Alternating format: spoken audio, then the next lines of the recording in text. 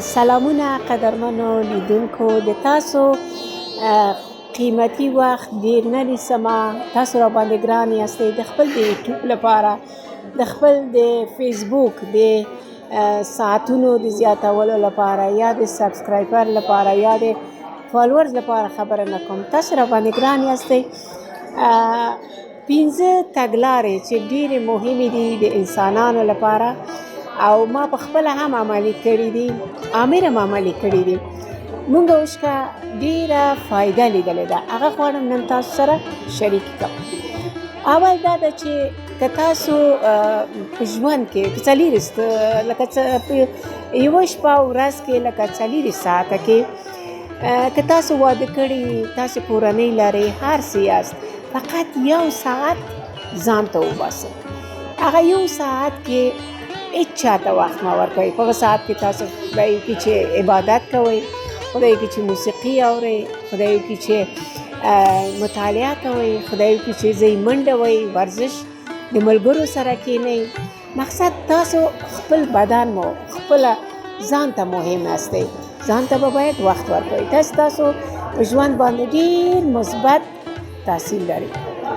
دویمه خبره دا ده چې لکه مونږ چې سهار جګېږو، خپل مخ مینځو او اودس کوو، مخ مو صفا کېږي دا په اوبو باندې. نو تاسې لکه په ژوند کې هر ورځ اوبو ته ډېر ارزښت ورکوئ. اوبه وچکئ. په هر ساعت کې 1 ګیلاس اوبه د تاسو لپاره خامخا ضروري دي. د دې لپاره چې مونږ دننه هم بدن دې ته ضرورت لري چې باید صفا سي، ومینځل سي.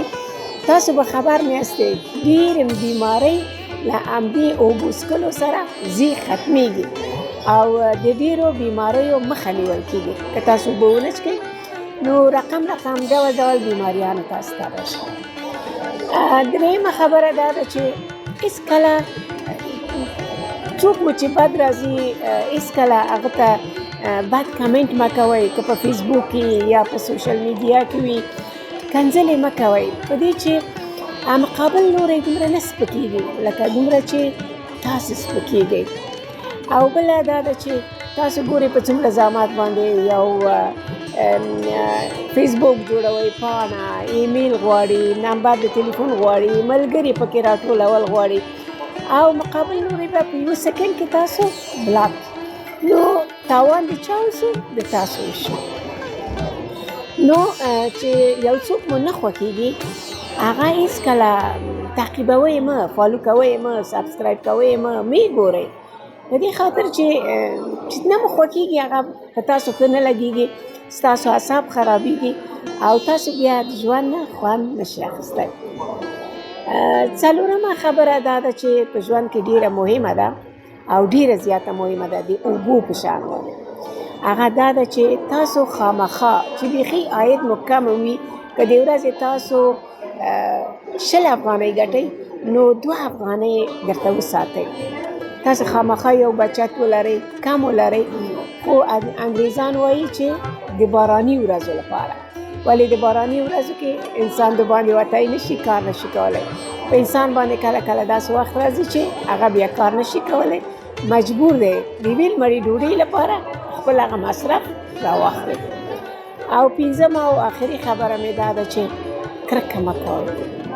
کرکه دومره تاسې تباه کوي چې بل نه تباه کوي. چې تاسو کله د چا په مقابل کې کرکه ولرئ، کوشش وکړئ هغه کرکه لرې کړئ. ولې چې دا زموږ ټول وجود غړي چې دي، سترګې، هر څه، انسان یو جادوګر دی. دا ټول غړي هغه ژوندي دي، حرکت کوي. ګوره معده، جگر، زړه، هر څه دا ژوندي دي چې حرکت کوي، فعالیت کوي او دوی اوري. تاسو چې کله د یو چا نه کرکه کوئ هغوی هم در سره کرکه کوي، نو هغوی بیا د کرکې کولو توان نه لري.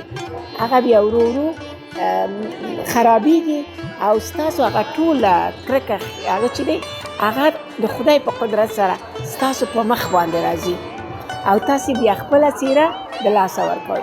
تاسې وګورئ ډېر ښایسته ځوانان وي، زلمیتوب یې ډېر ښایسته وي، خو هغه یو وخت یې داسې بدرنګه سي، شکل یې واوړي.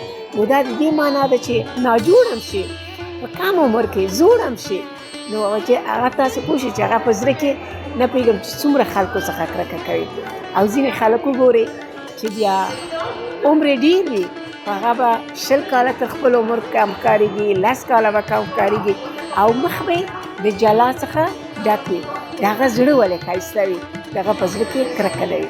ډېره مننه. هیله مند یم چې دا 15 مرغلرې لکه 15 ګوتې دي او لاس د ځان سره وساتئ او عمل یې کړئ.